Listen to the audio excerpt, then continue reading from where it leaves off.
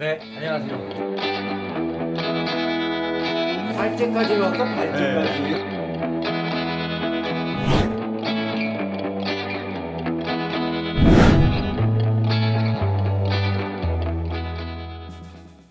안녕하세요. 네, 큐프렌즈 시간이 돌아왔습니다. 아, 그렇군요. 오늘은 무거운 역사 얘기. 무겁지 않아. 역사가 무거워. 그렇죠. 당신 인생이 무거웠던 일단 역사 거야. 약하다 보니까 그렇구나. 좀 무겁게 느껴져. 그렇구나. 철학이 가볍잖아요. 이게 문제야. 아마 그 역사책하고 철학책하고 이렇게 저울을 갖다 놓고 무게를 재면 철학이 되게 무거울 거라고 생각하는데 그 개념은 무게가 없잖아요. 진짜? 근데 역사는 사람의 삶의 무게가 있잖아. 아 무슨 야, 이런 이런 역사 멋진 멘트도 지 혼자 다 해도 되는 거야? 괜찮았어요? 뭐 이런- 자, 오늘은 또 이제 전염병이 네. 지금 세상을 바꾸고 있는데 우리가 만나서 술 한잔 하고 싶어도 지금 못 하고 있잖아요. 그쵸. 술도 못 하면서. 그러니까 참. 자, 그래서 오늘 전염병이 뭔가를 바꾸고 있는데 네. 어떻게 바꾸고 있는지 한번 우리 또 김호영 교수님의 썰을 한번 강의하지 마시고. 나는 네. 썰에 약한 남자야. 아, 너 얼마나 진지한 사람인데 왜 이래? 우와. 이렇게 테러가 바뀌었어. 자, 일단 뭘 좀 주목해야 돼요 우리가? 그러니까 이제 지난번에 그 급작스럽게 아무 준비 없이 와갖고 이제 코로나 바이러스 전염병 뭐 이런 얘기를 했었는데 그때는 그 패스트와 유사한 측면들이 있다. 1348년에서 1351년. 시청하신 분들 기억하시죠? 그 김현 교수님께서는 네. 중세 때 패스트를 주목해서 봐야 된다. 네, 이 저는 얘기를 그렇게 하시잖아요. 생각해요. 코로나19와 관련해서 제가 더 관심을 가졌던 건 1348년에서 1351년. 요 3년 동안. 그때 제가 그런 얘기 했었는데 코로나 바이러스와 관련해서 첫 번째가 이제 바로 그 과거에 있었던 패스트와 유사하다. 왜냐하면 전염병이 세계 질서를 바꿀 것이다. 그래서 어떤 분들은 봉건제이건 자본제이건 계급 사회가 지속됐으니까 그리고 부르주아적인 질서가 만들어졌다는 측면에서 가히 혁명적이지 않았다 이렇게 보기도 해요. 그런데 제가 주목했던 부분은 기존의 질서를 해체하고 새로운 질서가 나왔다는 측면에서는 과거 1348년, 51년에 있었던 패스트와 지금 국면의 코로나 바이러스가 유사한 측면들이 있다. 요게 저는 방점을 찍었던 거예요. 네. 이제 중요한 것은 그 새로운 질서의 내용과 방향을 어떤 것으로 채워갈 것인가, 어디로 향하게끔 우리가 할 것인가, 여기에 이제 핵심이 있다는 거죠. 자, 여기서부터는 이제 네. 예측인지 예언인지가 이제 모호한 경계에 오게 되죠. 노스트라다무스가 되는 거야. 그렇죠. 네. 자, 어쨌거나 이제 그런 내용이고 이제 두 번째는 코로나 바이러스와 관련해 갖고 이제 제가 얘기하고 싶은 것은 코로나 바이러스가 우리가 잊고 있었던 인종주의를 불러냈다는 거예요. 이게. 그래서 오늘은 그 얘기를 좀 한번 해보고 싶어요. 네. 그러니까 다 아시겠지만 코로나 바이러스가 등장하는 초기에 중국의 특정 지명을 거론하면서 혹은 또 국내에서도 특정 지역을 거론하면서 아주 배회적인 감정, 배척하는 이런 분위기가 강했잖아요. 그리고 각국의 나라들은 국경을 봉쇄했고 심지어는 프랑스의 난 도무지 이해할 수가 없는데 걔네 백신 실험을 아프리카인들 대상으로 하자 그러고 이게 그러니까는 이해가 안 가는 거야 내 입장에서는. 근데 가만 들여다보면 이것이 어쩌면 서구 유럽의 본질적인 모습, 즉 은폐되어 있었는데 코로나 바이러스로 인해서 이렇게 그 표출된 측면들이 있는 것 아닌가 이제 그런 생각들을 했던 거예요. 그래서 저는 깜짝 놀랐어요. 그 코로나 바이러스 등장 이후에 배회 감정이나 인종주의가 그 강화되어져 가는 모습들을 보면서 야만은 문명의 반대말이 아니라 야만은 문명 속에 있는 것이다. 그리고 증오라는 것이 어쩌면 우리 삶의 일부일 수도 있겠구나. 요 멘트 괜찮았어요. 정말? 자, 그러니까 야만이라고 하는 게 저 충격받았어요. 문명의 바깥에 있는 게 아니라 문명 속에 있다는 문명 거죠. 안에 있다. 그러니까 많은 사람들은 문명 대 야만을 대립적인 것으로 보지만 사실 인종주의적인 차별 같은 것들은 야만스러운 일이잖아요. 그리고 그것의 출발점은 증오로부터 오는 것이고 결국 우리 삶에 야만과 증오가 함께하고 있었던 거예요. 우리가 인식하지 못했을 뿐. 저는 지금도 마찬가지인데 지금도 코로나 바이러스를 뭐 복용하고 있다거나 뭐 특정 지역에서 왔다고 하면 저하는 이런 모습들 나는 이것은 대단히 야만스러운 행위일 수밖에 없을 거라고 생각해요. 그래서 저의 관심은 이런 거예요. 그 새로운 질서를 만들어낼 것이면 틀림이 없어요.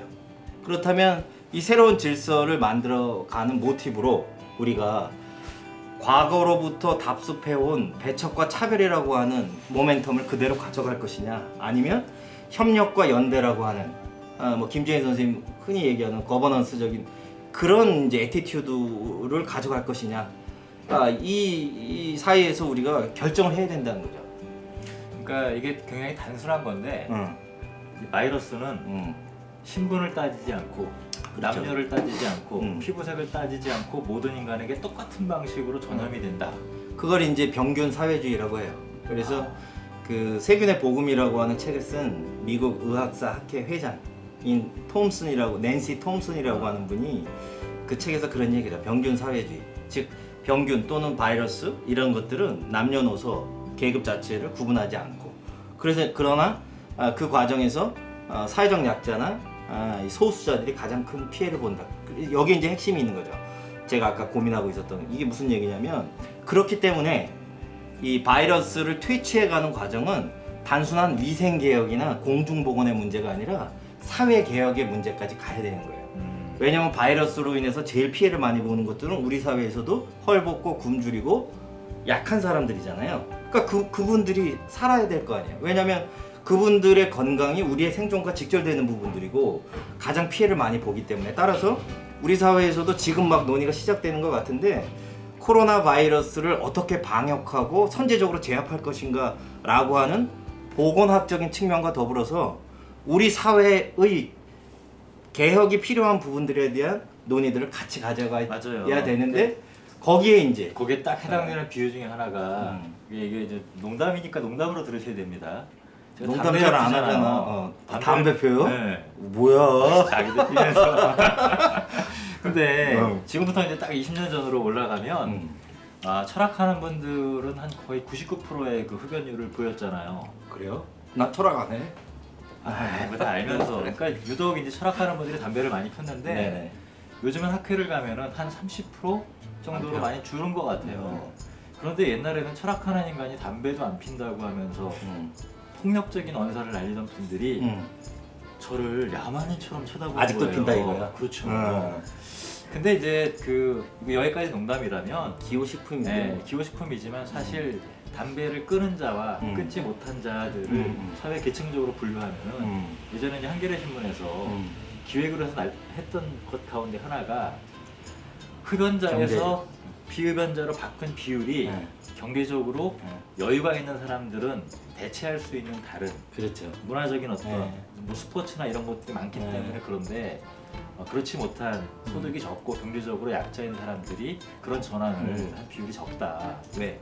비용이 적게 되기 때문에. 그렇지. 그러니까 이런 부분도 맞물려 있는 것 같아요. 그럼요. 그러니까는 뭐 저희 프로그램을 보고 있는 분들한테도 부탁드리고 싶은 게, 앞서도 얘기했지만 이 바이러스 퇴치 문제는 단순히 보건학적인 문제가 아니에요.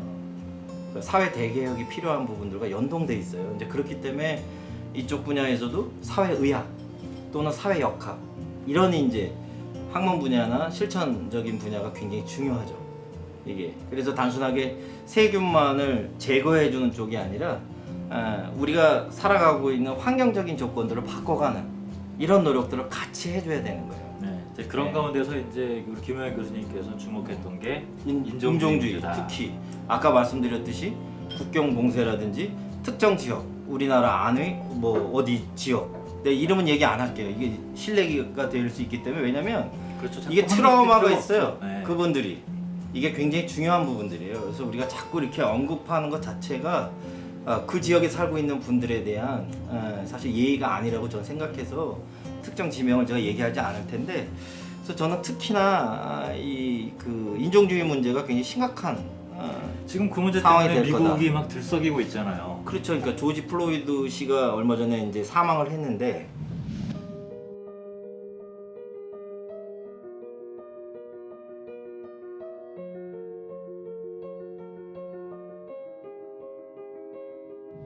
이 조지 플로이드 씨가 직접적으로 코로나 바이러스와 연관이 있는 건 아니지만, 코로나 바이러스가 우리에게 일깨워준 인종주의의 현전을 조지 플로이드 씨로 인해서 우리가 다시금 한번 되새기는 그런 계기가 되는 거 아닌가. 왜냐하면 이 인종주의라고 하는 것은 서구 근대 자본주의에 내재되어 있는 하나의 시스템이거든요.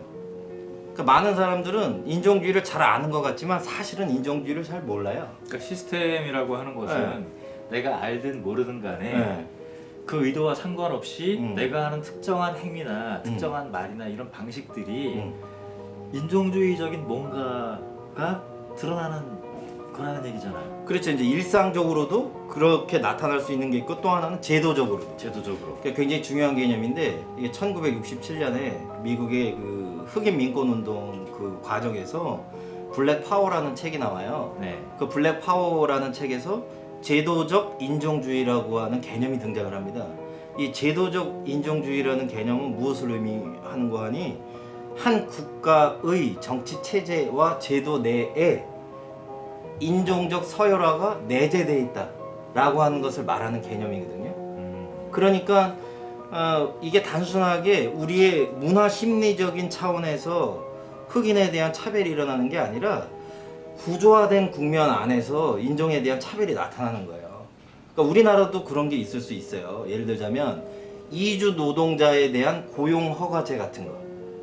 이게 우리나라가 제가 가슴 아픈데 그 이주해서 노동하시는 분들을 인간으로 대접하기보다는 그냥 우리나라의 생산력을 발전시키기 위한 수단으로만 생각하는 경우가 많아. 우리나라는 공식적인 이민 제도가 없는 나라예요.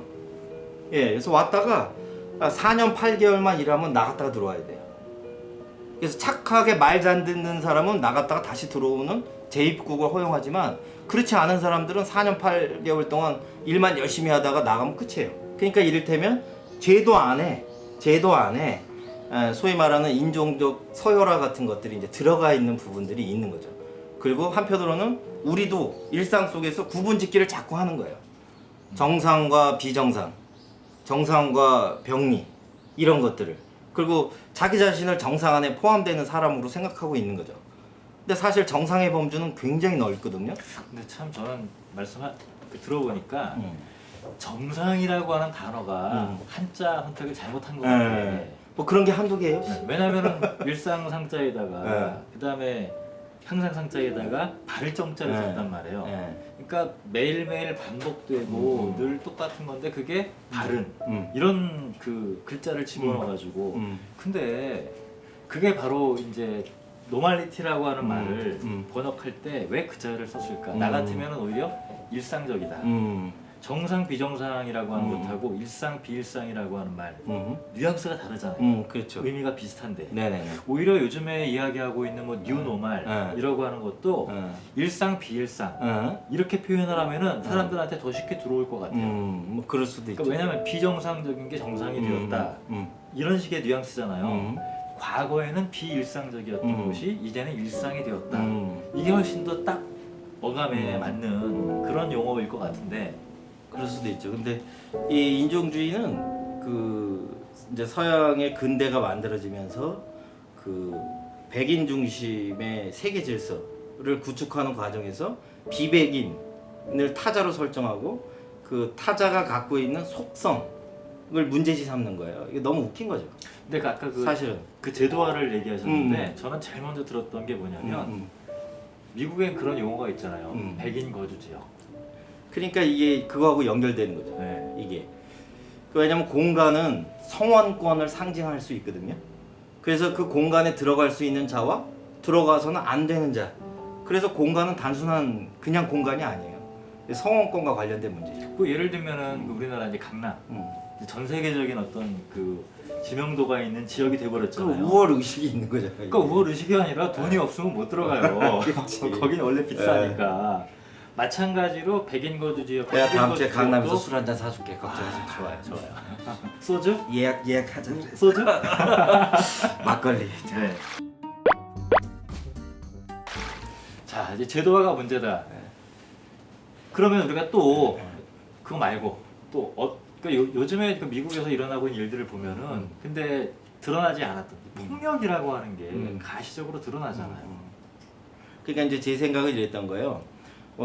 특히 우리나라 사람들은 우리 안에 인종주의가 없다는 생각들을 많이 해요. 그게 좀 뭐 백이 민족이라서 그런지 어땠는지 모르겠고, 우리가 인종주의 그러면 저 유럽 어디까쯤에서 일어나고 있는 뭐 종교 중심의 분쟁이라든지 뭐 쿠르드 난민 학살이라든지 나치 이런 것만 떠올리는데, 사실 우리 안에도 인종주의들이 있거든요.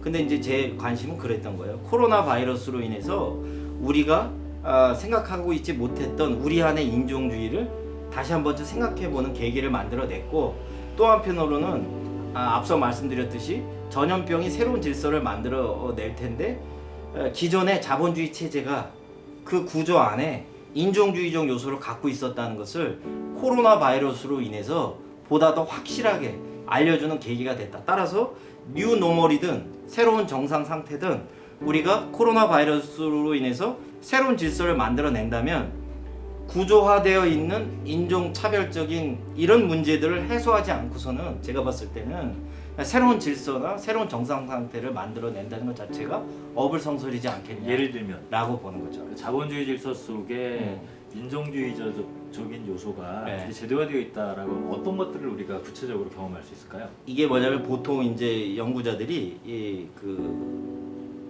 인종주의의 기원으로 기독교하고 미국 노예제를 꼽아요. 그러니까 유럽의 진보, 서양의 진보라고 하는 것은 내재적인 동력에 의해서 발전된 것이 아니라, 한편으로 보자면 아프리카계 흑인들을 노예화함으로써 얻어진 수익을 기반으로 해서 발전을 한 거예요. 그리고 한 축으로는 기독교, 즉 기독교가 아닌 사람들을 타자로 설정해서 그들을 피압박시켜냈던 거죠. 그래갖고 그런 기반 위에서 이 자본주의가 성장하고 한 축에는 인종주의가 있었던 거예요. 이런 맥락에서 보면 사실 인종주의라고 하는 것은 어찌 보면 조금 극단적으로 표현하면 자본주의하고 한 몸이라고 해도 과언이 아닌 지점들이 있는 거죠. 선생님 말씀을 이제 제가 이해한 바대로 얘기를 하면은 그 미국에서 이제 남북 전쟁이 있었잖아요. 근데 남부 같은 경우는 목화를 재배를 해서 그거를 미국사까지 남의 밥자리까지 뺏으려고 매수출을 하는데, 그때 목화밭에서 실제로 경작을 했던 사람들은 아프리카에서 데려다가 왔던 그 노동을 착취한 거죠. 거의 준 노예처럼. 노예. 네. 그리고 나중에 이제 미국이 북부 중심으로 산업화가 진행이 되니까 노동력을 새로 노예를 가져올 수 없으니까 남부에 있는 노예를 갖다 쓰기 위해서 사실은 노예 해방이라고 하는 것이 들고 일어난 거고, 그런 부분들이 있죠. 이런 사람들은 사실 저임금을 통해서 백인 노동자를 쓰는 것보다 훨씬 싼 값에 쓸 수가 있었기 때문에, 다만 그 목화밭에서 노동했던 때보다는 훨씬 더 상대적으로 자유로운 조건으로 흑인들은 이동할 수가 있었고, 결국 이것이 농업에 기반한 착취와 산업에 기반한 착취가 변환되는 과정에 지나지 않는 거다. 그게 이제 노예 해방이다, 이런 방식으로 명목을 내걸었을 뿐이다. 사실 뭐 눈 가리고 그러니까 사실은 이 농업 자본주의에서 산업 자본주의로 바꿔 나가는 과정에서 일어난 거지, 자본주의적 착취 구조가 그대로 구현되어 있는 본질은 똑같다. 그렇지. 이런 말씀. 그런 이제 학자들이 많고요. 이제 이 시청하시는 분들한테 한 가지 말씀드리고 싶은 거는, 흑인은 원래부터 노예가 아니었어요. 그렇죠. 그러니까 아프리카에서 그 브룩소라든지 이런 배를 타고 노예 무역을 통해서 끌려왔대. 계약 하인이나 계약 노동자 정도였단 말이죠. 그러던 것이 지금 말씀하신 것처럼 그 미국 내부의 산업 발전들을 도모해내기 위해서 그들을 노예화 시킨 거예요. 그러니까 이제 그 사람들 입장에서 보면 그냥 계약 노동자쯤으로 끌려왔던 것인데 노예가 됐으니 모든 자유를 이제 박탈당한 거잖아요. 그러니 얼마나 아픈 사람들이에요, 그 사람들이. 그래서 그런 측면들을 우리가 고려해야 되고, 기독교 이제 얘기를 한 거는 혹시 뭐 기독교인들을 제가 무슨 뭐 하려고 그런 게 아니라 역사가 그래요, 역사가. 그러니까 많은 사람들이, 특히 연구자들은 인종은 허구라고 얘기해요. 근데 많은 사람들은 인종이 있다고 생각하거든요. 유전적으로는 전혀 근거가 없는 얘기잖아요. 그러니까 많은 인류학자들도 그렇고 이 생물학적 표지를 기준으로 해서 흑인종, 황인종, 흑인종, 그 다음에 더 말도 안 되는 건 무슬림, 유대인이죠. 유대인하고 무슬림은 종교적인 그런 무리지 생물학적인 어떤 조건에 의해서 구분되는 무리가 아니에요. 그럼에도 불구하고 잘 아시겠지만 인종주의의 피해를 가장 많이 보는 사람들 무리가 무슬림하고 유대인이라는 거 참 아이러니하죠. 근데 이 방송을 보고 있는 사람들 대부분 인종주의 그러면 생물학을 떠올릴 거예요. 이게 혈통, 핏줄. 그런데 이게 원래부터 그랬던 게 아니고 만들어진 거기 때문에 제가 그렇죠. 네. 자본주의하고 기독교를 얘기한 거예요. 그 이슬람 재정복 운동이라는 게 있었어요. 1492년에 이제 배를 타고 서양 애들이 나가잖아요. 얘네가 팽창을 하지 않습니까? 그때 스페인에서 이슬람 재정복 운동이 있었어요. 이것을 레콩키스타라고 불러요. 다 아시는 바대로 무함마드가 이슬람을 창시한 다음에 파죽지세로 이슬람 세력들이 750년까지 630년대부터 750년까지 팽창을 해요. 그래서 다 아시는 바대로 이베리아 반도까지 싹 먹어버려요, 이슬람들이. 그러니까 1492년에 이제 그라나다라고 하는 곳을 가톨릭 세력들이 탈환하는 시기인데, 기독교 세력들이 탈환하는 시기인데 750년부터 1492년 하면 벌써 몇백 년입니까? 이게. 그래서 이슬람 재정복 운동, 즉 기독교 세력들이 이슬람한테 뺏겼던 땅을 다시 되찾는 운동들이 15세기에 일어나요. 그래서 1492년에 최종적으로 그라나다라고 하는, 다 아시겠지만 스페인 여행 가면 그래서 톨레도라든지 여러 도시들 가보시면 아시겠지만 이슬람 유적들이 많은 까닭에 그런 데 있는 거죠. 이슬람이 지배하고 있었으니까. 그래서 그런 일들이 벌어져요. 그러면 기독교가 이제 다시 재정복했으니까 통합해야 될 거 아니에요. 근데 그 땅에 살고 있었던 유대교도들도 있고 이슬람 교도들도 있을 거 아니에요. 그럼 그들한테 개종을 요구할 거 아닙니까? 근데 개종했다고 하는데 의심스러운 거야. 얘네가 개종을 했는지 안 했는지. 이게. 그리고 또 개종을 또 잘 안 해. 그러니까 개종을 했다고 말하지만 의심이 가는 사람들이나 개종을 잘 하지 않는 유대교도들이나 이슬람 교도들을 기독교도들과 구분져야 될 필요성들이 생긴 거예요. 이게. 그 과정에서 나온 용어가 라사라는 단어예요. 라사. 스페인어 단어로 하면 RAZA라고 하는데 발음은 라사라고 하죠. 이게 이제 영어로 하면 레이스가 되는 거죠. RAC. 그래서 그때 이제 등장을 한, 이 얘기를 제가 왜 했냐면 이 방송을 보고 있는 많은 사람들이 인종주의 그러면 대본에 핏줄 이렇게 나온단 말이에요. 전혀 그렇지 않다는 거예요. 역사를 들여다보면. 여기에 즉 종교적인 요소, 문화적인 요소 이런 것들이 좀 처음에는 결합된 부분들이 있었던 거예요. 그러다가 근데 17세기, 18세기 오면서 이제 이러면서 과학이 중요해지죠. 제가 공부하면. 과학이 등장하면서 생물학으로 바뀌어버리는 거예요. 기준 자체가. 왜? 자, 종교나 문화는 얼마든지 주체의 선택에 따라서 바꿀 수 있어요. 가변성이 강해요. 근데 생물학적 표지들은 바꿀 수가 없어요. 지 마음대로. 그러니까 고정시키기가 좋잖아요. 그리고 모든 인종들에게 적용하기 쉬운 기준이고. 그러니까 이런 과정들을 거치면서 사실은 인종주의가 등장을 하는 거거든요. 따라서 조금 어려운 표현일 수도 있는데 인종은 인종주의의 발원지가 아니라 역으로 인종주의가 인종을 만들어낸 기원이 되는 거예요. 그렇죠. 그런 얘기가 이게. 되네요. 그러니까 결국 인종주의란 차이를 부각시키는 이데올로기에 불과한 것인데 이게 언제? 근대. 자본주의의 발전 과정과 맥을 같이 하고 있다. 따라서 자본주의라고 하는 구조 안에 인종주의가 이미 내재된 측면들이 있었고 그런 측면들이 우리 눈엔 잘 비춰지지 않았지만 이번 코로나 바이러스로 인해서 표출된 측면들이 있는 거 아닐까. 그리고 최근에 있었던 조지 플로이드의 사망 역시도 이런 좀 큰 맥락에서 좀 들여다봐야 될 필요성들이 있지 않겠는가. 이게 이제 제 생각인 거죠. 이게 조금 이제 약간 다른 얘기인데 이제 선생님 말씀을 듣다 보니까 어떤 생각이 들었냐면 제가 예전에 이제 곧 중국 의학과 관련된 그런 공부를 좀 하다 보니까 많이 했잖아요. 심하게 했지. 아니, 좀밖에 안 했어요. 근데 제가 그걸 보고 놀랐던 한약방 것 중에 처리도 하나가 된다 그러던데. 뭐냐면은 기원 전에는 네. 중국의 역사책 속에 전염병이 유행했던 기록이 거의 나오지 않아요.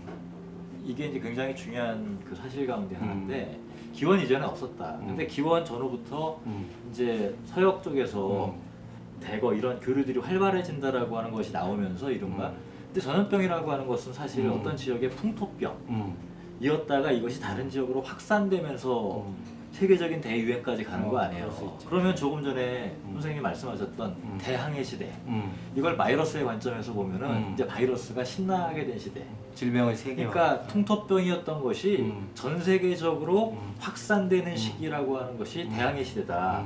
그게 보니까 인도라든가 5만 군데로 그네들의 배들이 전 세계로 퍼져 나간 거 아니에요. 거기마다 걔네들도 이 감염병 문제 때문에 격리 시설을 해야 된다 말아야 된다 이런 논쟁도 꽤 많았던 것 같고, 그렇게 본다면 지금 단순하게 코로나 바이러스만 가지고 본다면 이게 어떤 특정 지역에서 크게 유행하는 방식으로 번졌다라고 얘기를 하지만 전체 역사를 놓고 보면은 수많은 감염병들을 전 세계로 퍼뜨린 사람들은 피부색이 까만 사람보다 피부색이 노란 사람보다 사실은 피부색이 하얀 사람들이 그렇게 볼 수도 양적으로 있죠. 절대적일 수 있다라고 하는 부분도 우리가 그러니까- 볼 수 있는 게 아닌가. 그러니까 큰 틀에서 보면 지난번에 지구화라는 말씀을 드렸는데, 서구 유럽 세력의 팽창, 그리고 자본주의의 발전, 그리고 최근에 신자유주의적 세계화까지 쉽게 얘기하면 지구화 국면들이 지속돼 왔잖아요.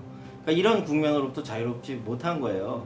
바이러스의 전 세계화라고 하는 게. 그리고 그와 병행해서 인종주의라고 하는 것들이 세계 곳곳에서 일어나고 있는 것이고, 따라서 이 문제는 구조적인 차원에서 접근해야 될 문제라고 이제 저는 보고 있던 거죠. 네. 실제로 우리나라에서도 이미 그런 문제가 일어나고 있고. 네, 더 나아가서 그러니까 보도가 나오는 관행들을 보면서 제 눈에 좀 눈에 띄었던 것들이 뭐냐면은 결국은 감염병이라고 하는 것이 사람이 이동이 적으면 덜 확산되는 그렇죠. 거잖아요. 네. 그런데 희한하게 이 이동하는 인구는 두 종류가 있더라고요. 첫 번째는 하이 클래스가 있고 그 낮은 클래스가 있는데, 낮은 클래스는 이동하는 이유가 단순해요. 놀러 가고 관광하기 위해서 가는 것이 아니라 생계를 해결하기 위해서 노동하러 가는 먹고 거거든요. 살라고. 나머지는 관광을 가거나 아니면 사업한답시고 이제 멋지게 차려입고. 근데 이 두 종류의 사람들이 이동하는 곳에 대해서 우리는 전혀 다른 시각에서 조명한다라고 하는 거. 그런 부분도 이른바 선생님 말씀하시는 그 레이시즘, 인종주의적인 시각하고 결합되어 있는 게 아닌가. 왜 관광객이 퍼뜨리는 것에 대해서는 다른 시선으로 보면서 이주 노동자들에 의한 감염이라고 하는 것을 집중적으로 보도하고 부각시키는가. 이거 자체가 이 제도화된 인종주의의 모습이 아닐까. 그치. 이미 어떻게 보면 그 편견이 우리 안에 내재되어 있는 거죠. 이게 보면, 그러니까는 그 인간을 서열화하고 아까 표현했던 대로 정상 비정상으로 가르고 우월한 존재와 그렇지 못한 존재로 이렇게 나누는 인식들이 사실 서양의 근대를 거치면서 과학의 도움을 빌어서 이렇게 안정화된 측면들이 있는데, 우리도 은연중에 그런 인식에 너무 강하게 물들어져 있는 부분들이 있죠. 그러니까 아마 많은 사람들이 그럴 거예요. 이 서양 근대가 이야기하는 가치들이 얼마나 취약한 집안 위에 서 있는가. 우리는 자유를 얘기하고 평등을 얘기하고 이성을 얘기하고 합리성을 얘기하지만 실은 현실에서 구분짓기를 통해서 우월한 존재와 열등한 존재를 가르고, 열등한 존재들에 대해서는 편견을 넘어서 차별, 그리고 증오, 아주 야만스러운 행동들을 아주 가차없이 해댄다는 거죠. 그것에 대해서 우리가 깊이 반성하는 계기를 코로나 바이러스가 줬다고 생각하는 거예요. 그래서 한편으로는 코로나 바이러스가 두렵고 짜증나기도 하고 지금 뭐 면대면 가기도 못, 하지만 한편으로 보면 잘 됐다, 다행스럽다. 우리가 놓치고 있었던 소위 그럴듯하게 표현하고 있었던 자유평등이나 이런 근대적 가치들이 실은 그렇게 아름다운 것이 아니었구나를 스스로 느껴볼 수 있는 기회를 준 거 아닐까. 그렇다면 차제에 우리가 새로운 뉴 노멀, 뭐 정상 상태를 만들어내야 한다면 그런 가치들에 대해서 재검토하고, 앞서 협력과 연대라는 표현을 제가 썼었는데, 그런 가치들을 보다 더 적극적으로 부각시켜낼 수 있는 흐름들을 만들어 나가는 실천 행위들이 있어야 되는 거 아니냐. 이게 그랬으면 좋겠다. 선생님께서 말씀하신 그 내용을 제가 이제 지금 이해한 바대로 그러니까 어떻게 보이냐면은, 근대라고 하는 것이 발명한 최고의 단어는 역시 개인이죠. 이성을 갖고 있고 네. 합리성을 갖고 있고 세계를 바꿀 수 있고 그런데 그 개인이라고 하는 존재가 정말 위대한 존재라고 얘기를 하는데 바이러스의 시각에서 보면은 그냥 숙주야. 아무것도 아니야. 숙주야. 아무것도 그런데 아니야. 이 숙주에는 두 가지 종류가 있거든요. 네. 이게 가만히 집에서 방콕하고 있으면은 이 숙주는 별로 제대로 된 가치 있는 숙주가 아니야. 이게 자꾸 싸돌아다녀가지고 다른 숙주들하고 자꾸 만나야 돼. 이게 바이러스가 보기에 반가운 숙주인데 실제로 누가 더 이동 가능성이 많은가? 가장 이동 가능성이 많은 사람은 돈을 돈 많이 많은 버는 사람. 사람들. 돈을 벌어야 될 장소가 여러 곳에 있는 말하자면 다국적 기업, 초국적 기업과 관련된 사람들이 훨씬 많은 숙주들을 만나는 접촉을 많이 하잖아요. 그러니까 일개 생업을 위해서 노동하는 이주 노동자 같은 경우는 먼 거리를 왔다 갔다 하긴 하지만은 그것은 자기 집단 내부의 접촉일 뿐이지 만나는 멀리 사람도 많지 전파하는 않아. 적잖아요. 그래. 사실은 그런 의미에서 보면은 누가 더 위험한가? 라는 차원에서 보면은 돈 많이 번 사람? 그렇잖아요. 사실은 그건 굉장히 그렇다고 해서 그러니까 그런 사람들을 차별하자, 막자 이런 얘기를 하는 건 아니죠. 바로 그 시각에서 보면은 인간이 전혀 다른 방식으로 보일 수 있다. 그러니까 이제는 이 바이러스가 우리들에게 알려준 거는 너희들은 위대한 개인이 아니라 그냥 숙주야. 그래. 이런 식으로 우리가 우리 서로 스스로를 사실 우리 행동을 제약하는 부분들이 그것 때문이잖아요. 그러니까 좀 저는 좀 나이브한 측면들이 좀 있는데, 그러니까 다 같이 잘 살아야 된다 이런 자각들을 하는 계기가 이루어졌으면 좋겠다는 거예요. 이게 그리고 그런 것들을 위해서 노력해야 된다. 뻔히야 우리가 잘 알잖아요. 예, 타자의 건강이 나의 생존에 절대적인 영향을 미친다는 거. 그리고 병균은 앞서도 얘기했지만 그런 계급이나 계층이나 남녀노소도 가리지 않고 누구에게나 똑같이. 그러니까 사실 말씀하신 대로 별거 아닌 거야 이게. 그래서 쉽게 얘기하면 함께 살아야 될 텐데, 근데 제가 보기에는 이게 쉽지 않을 것 같다는 거지. 예, 그래서 저는 조금 어떻게 생각해 보면 선의를 가진 개인들이 이런 얘기를 하는 것보다는 조금은 더 조직화된 어떤 노력들이 필요하지 않겠는가. 왜냐하면 앞서서 얘기했던 대로 자본주의라고 하는 구조와 인종주의와 같은 타자에 대한 편견과 차별이 연결되어 있다면 이런 부분들을 해체시키고 전복해가면서 새로운 질서를 만들어내는 것은 선의를 가진 몇몇 개인들의 노력만으로는 한계가 있다고 이제 보는 거예요. 이제 그러다 보니까 조금은 더 좀 적극적이고 조직화된 어떤 이 무브먼트가 있어야 되는 거 아닌가. 그럼에도 불구하고 그런 것들에 대한 고민 없이 너무 우후죽순격으로 뉴노멀이니 뉴들이니 이런 이야기들이 자꾸 나오는 것은 이제 제 입장에서는 조금 부담스럽기도 하고 걱정스럽기도 하고, 왜냐하면 구조에 대한 얘기를 안 하고 있으니까. 그럼에도 불구하고 다행스럽게도 뭐 전국민 고용보험 제도라든지 재난지원금으로 비롯된 기본소득에 대한 논의라든지 이런 부분들이 이루어지면서 사회개혁을 도모해 갈 수 있는 그 여지가 조금이라도 이렇게 보여지는 모습들은 그나마 다행스러운데, 여기서 조금 더 나갔으면 좋겠다라는 생각들을 좀 해보죠. 어떻게 개인적으로. 이제 그 어떻게를 우리가 고민해야 되겠지. 그러니까 저는 그렇게 생각해요. 제가 좀 나이브해서 그런지 모르겠는데, 저 소프트하게, 제가 이 표현을 좋아해요. 왜냐면 제가 늘 혼났어요, 예전에도. 이게 뻔히 생각은 있는데 늘 약하대. 뭐가요? 주장이. 주장이 약해. 우리 선생님이 맨날 나한테 그래. 너 술자리에서처럼 세게 말해도 돼. 근데 저는 늘 방어적으로 얘기해. 겁이 많아. 그런데 개인적으로 보면은 되게 조심스러워서 제가 그래. 만난 사학자들 중에서는 네. 그래도 상대적으로 주장이 센 쎄? 편이야. 목소리가 큰 게 아니라. 어떤 분들은 되게 네. 실증하다가 더 넘어가는 얘기를 안 하려고 하잖아요. 근데 이제는 해야 될 것 같아. 폭력을 폭력이라고 말할 수 있는 목소리들이 넘쳐나야 뭔가라도 하지. 폭력이 폭력임에도 불구하고 그것을 모르쇠로 있어서는 안 된다고 생각하니까 저도 고민하다가 인종주의 얘기를 살짝 꺼내 본 거예요. 그리고 이게 끝이 아니에요, 여러분. 계속돼요, 계속. 이제 시작이에요. 제가 오늘 화두만 띄우고 어쩜 목숨 걸고 덤벼들지 몰라요, 이게. 물론 반대하는 사람도 있겠지만 일단은 저는 이렇게 생각하는 거예요. 어떻게? 저는 형용사 이런 걸 바꿔야 된다. 부사 이런 걸 바꿔야 된다고 생각해요. 더 나은이나 더 잘이 아니라 윤리학적인 표현이지만 좋은이나 다른이라고 하는 수식어가 앞에 붙어야 된다고 생각해요.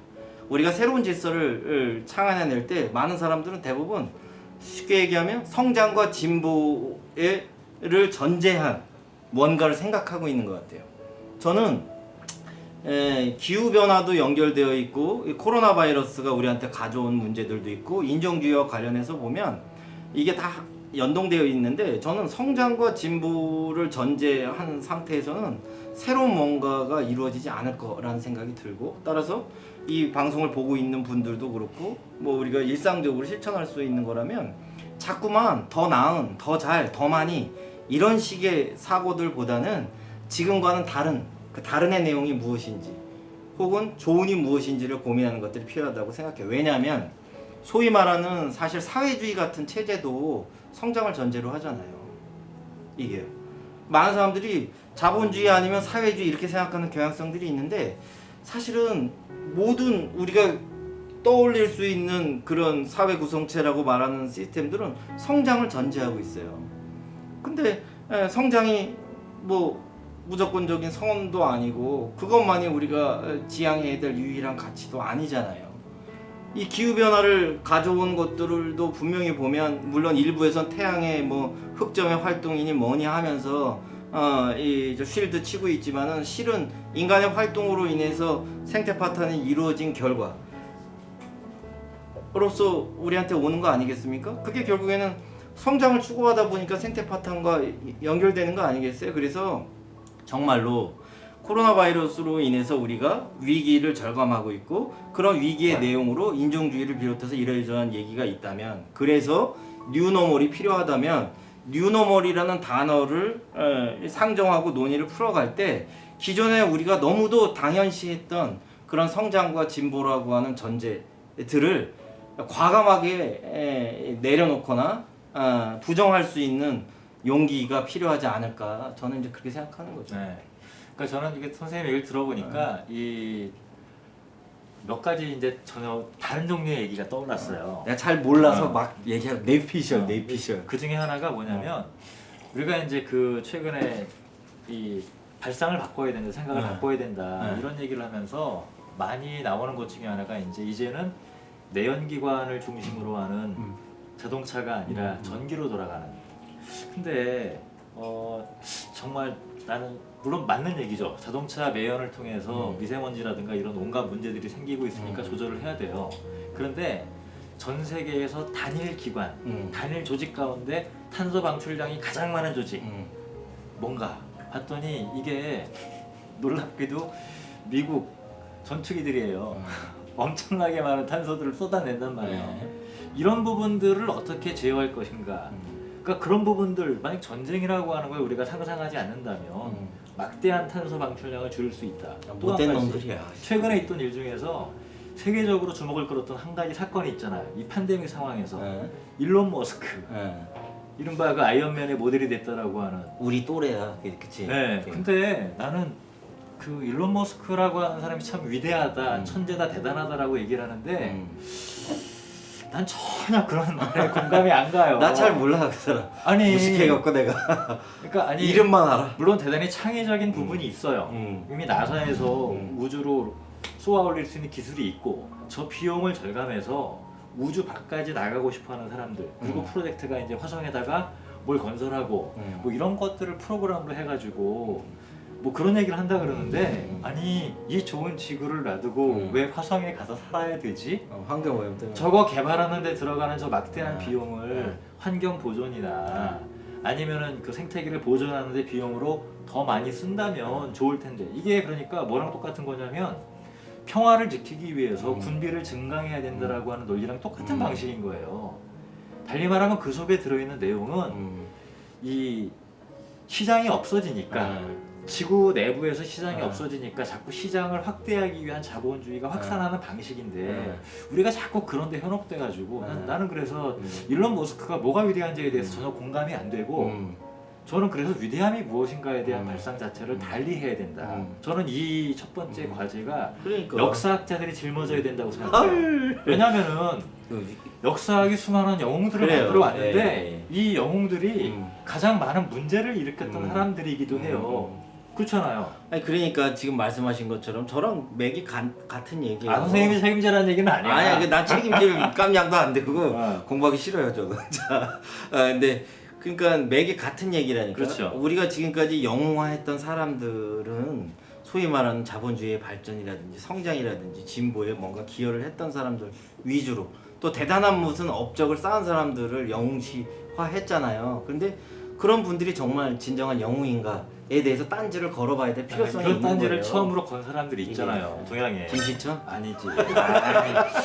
아니 그 예를 들면 이제 시청자분들 가만히 생각해 보시면 그 도가 쪽의 그림들. 이제 전곡 나오네. 호수 위에. 그러니까 도가로 먹고 사세요. 네. 자꾸 노노 이런 거 하지 네. 마시고. 호수 위에 배가 떠 있는데 거기에 술 취하고 배가 이렇게 불룩 나온 양반이 이렇게 해가지고서 술 취해가지고 이렇게 그냥 유유자적하게 하고 있어. 이 모습이 영웅으로 비춰져야지만 생태계 문제가 해결되는 거 아니에요. 그렇죠. 예.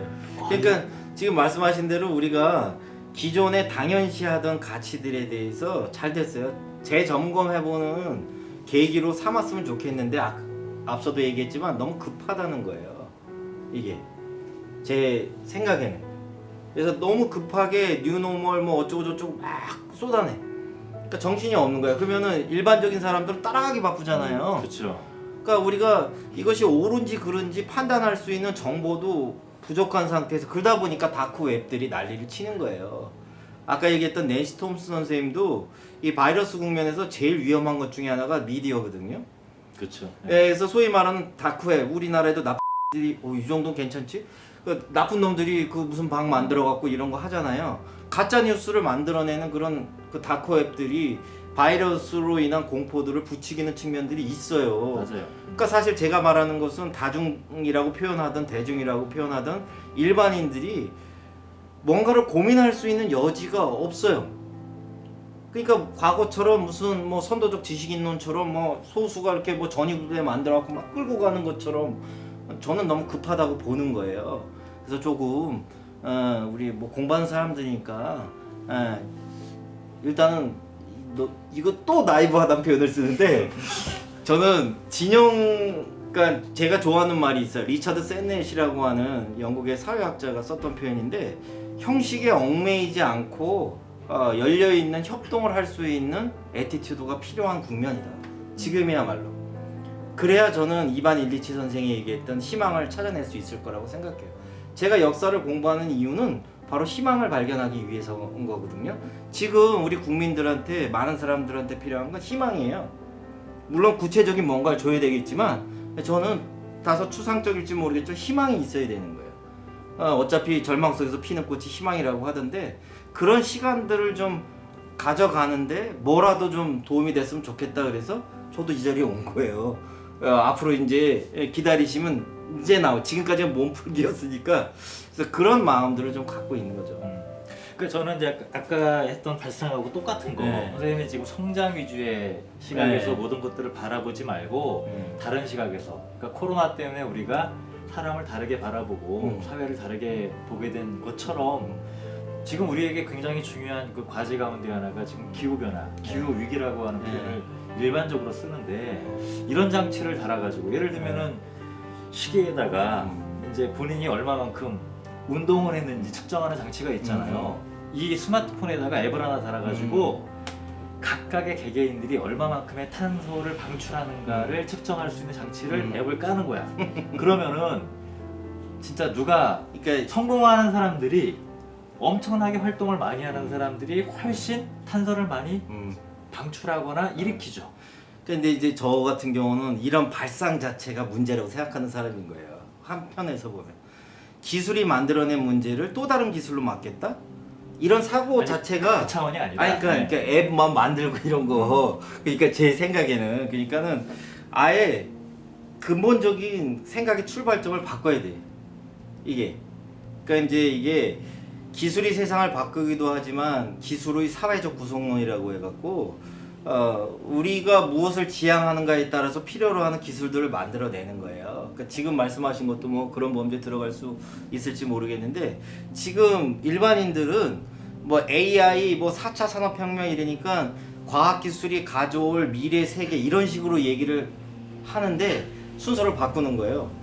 우리가 갖추어야 할 뉴 노멀의 내용이 무엇이고 정상 상태라고 얘기할 수 있는 규범적 가치가 무엇인가에 따른 기술을 만들어내거나 그런 기술을 활용하는 쪽으로 논의의 순서를 바꿔가는 것들도 필요하거든요. 제 얘기가 이제 같은 네. 얘기인 것 같아요. 아까 이제 그런 앱이 있다면 어떤 결과가 나오느냐, 게으른 자, 게으른 자가 느린 자 이런 탄소 사람들이 배출량이 적어. 그 기여를 많이 하는 거지. 그러니까 왜 나 같은 애들, 안 움직이는 애들. 그렇지, 우리처럼 게으른 사람들. 완전 사회적 거리두기에 최적화된.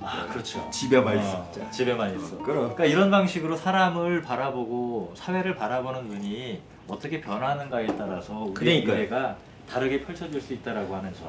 제가 얘기하고 싶은 게 바로 그 지점이에요. 쉽지는 않겠으나 우리가 그 시선이 굉장히 중요해요. 의식이 대상을 규정하고 세계관이 사실에 앞서는 법이에요.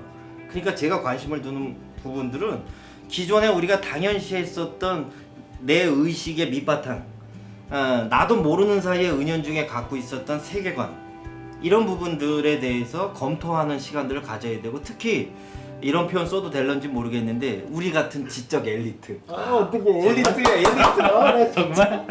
나 이거 쪽팔려. 자, 이거 좋았어. 어쨌거나 창피해. 미안합니다. 이런 지적 엘리트들이 사실은 서구 학문의 자장으로부터 자유로울 수 없는 사람들이잖아요. 그러니까 사실은 우리 같은 사람들이 저는 동양화 그래서.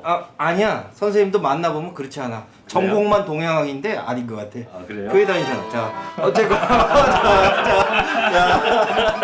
자, 그러니까 제가 말씀드린 건 동양학을 하건 뭐 종교학을 하건 뭘 하건 간에 저도 그래요. 저도 이렇게 좀 이 인종주의 얘기하면서 비판적이지만 가만 생각해 보면 나도 어쩔 수 없이 서구가 창안해낸 여러 가지의 그 문화 같은 것들로부터 자유로울 수 없구나. 에릭 그 홉스봄 선생님께서 그 20세기 최후의 막스주의 역사학자잖아요. 홉스봄 선생님이 제국의 시대라는 책에서 그런 얘기를 해요. 이런 지식인 계층, 지적 엘리트 그룹의 문화적 역량이 제국주의 이 국가들로부터 이렇게 이전된 측면들이 강한 것 같고, 이런 문화적 지배야말로 가장 오래도록 강력하게 영향을 미치는 그런 형태로 나타난다는 말씀을 제국의 시대에서 했던 것 같은데 정확치는 않은데 맞을까요? 그 책이. 우리도 그런 부분들이 없다고 말할 수 없으니 제 말은 우리 같은 사람들부터라도 기존에 우리가 갖고 있었던 그런 당연시하던 가치들, 또 세계를 바라보는 시선들에 대해서 한번 검토해보면 좋겠다. 그리고 그런 와중에서 국민들하고 함께 소통할 수 있는 기회도 만들고. 오토 노이라트라는 학자가 그런 얘기를 한 적이 있어요. 과학은 항해 중인 배와도 같다. 코로나 바이러스 이후에 대한민국이라는 이 배가 어디로 가야 할지를 결정하는 건 우리 전부잖아요. 그렇지 않나요? 네. 뭐 대통령 혼자 정합니까? 아니죠. 아니죠. 제가 사랑합니다. 오해하지 마십시오. 그러니까 그런 공론장들이 좀 더 활발하게 이렇게 벌어졌으면 좋겠다는 게 제 솔직한 생각이죠. 그러기 위해서는 우리나라가 좀 더 시끄러워야죠. 그렇죠. 네. 저는 더 시끄러워져야 돼요. 더 시끄러워져야 돼요. 근데 존 스튜어트 밀이 그 자유론에서 얘기하는 것처럼 독선이 독선을 탓하는 국면들, 특정 진영에 함몰돼 갖고 다른 이야기들을 수용하지 않는 이런 모습들로 굉장히 오래도록 왔다고 저는 생각해요. 제일 안타까운 지점이에요. 그래서 아까 제가 샌넷의 말을 인용했던 거예요. 형식에 얽매이지 말고 열려있는 협동을 해야 되는 거예요. 네. 저는 그 국면이라고 생각해요. 그걸 코로나 바이러스가 알려줬다고 생각하는 거죠. 그리고 그런 흐름들이 소위 말하는 인종주의와 같은 이런 차별적인 모습들을 좀 걷어내는데도 좀 도움을 줬으면 좋겠다, 뭐 이런 생각을 하고 있고, 네. 제가 할 수 있는 일이 있다면 앞으로는 뭐든 할 생각이에요. 네. 자, 전염병이 우리 세계를 어떻게 바꾸고 있는지에 관한 역사학자로서 예. 여러 가지 말씀을 해주셨는데 부끄럽네 역사학자. 다음번에는 조금 더 예. 깊이 들어간 미시적인 이야기로 예. 한번 또 우리 김호영 교수님 모시고 이야기를 들어보도록 하겠습니다. 예. 마지막 한 말씀 하시고 끝낼까요? 아, 그러니까 이제 저는 오늘 사실은 변죽만 올린 셈이 됐는데 이제 다음이 있으니까 오늘 그냥 화두를 던진다고 생각했던 건데 저는 이런 인종주의라든지 또 코로나 바이러스 국면에서 혼자선 살 수 없다는 것을 분명히 우리한테 알려줬다고 생각해요. 그래서 저는 좀 더 대한민국이라는 이 공간이 열려진 환대의 장이 되길 바라고 그런 환대의 장으로 가는 길에 더 많은 사람들이 조건 없이 동행했으면 좋겠다. 그리고 우리 같은 학자들은 설령 오래 걸리더라도 설령 더디게 가더라도 투쟁하는 질문만큼은 멈추지 말자. 그게 우리가 해야 될 일이다. 그런 생각들을 해봅니다. 네, 우리가 여기 지금 녹화를 하고 있는 곳의 이름이 느슨한 위안. 느슨한 위로 이 사람 위로. 이게 장사 망하라고 네. 위안? 그래서 아이고 사장님하고 친한 줄 알았더니 다 껍데기야. 사람 잘 보라고. 자, 한국이 이제 그 어느 때는 코리안 타임으로 불렸다가 네네. 어느 때는 빨리빨리로 불렸다가 지금 다이나믹 코리아로 바뀌고 인정받고 있죠. 근데 이제 우리가 이 시대를 맞춰서 변화될 모습은 조금은 느리게 이제는 느슨하게 가는 사회 그런 세계의 모습을 상상해 보는 것도 필요하지 않을까 싶습니다. 마치겠습니다. 네, 고맙습니다.